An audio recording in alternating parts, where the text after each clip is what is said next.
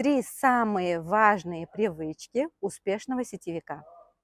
Каждый сетевик, если он хочет быть успешным, он должен быть постоянным. То есть делать одну и ту же работу, то есть у нас это получается рекрутинг. То есть это не останавливаться, постоянно приглашать новых партнеров в свою команду и желательно, конечно же, единомышленников.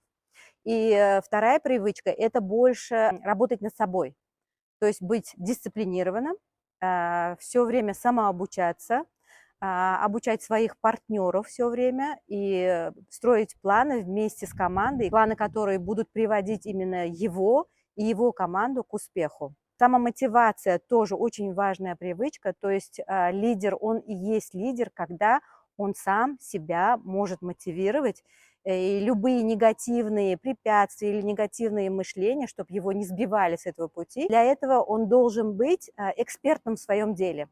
Это тоже одна из привычек, когда человек экспертен в своем деле, то есть когда он знает, что он на правильном пути, если он знает, что компания хорошая, если он знает, что продукт хороший, это еще больше дает ему уверенности, еще больше дает мотивацию, и он уже твердо идет по определенному пути и достигает определенных уже результатов.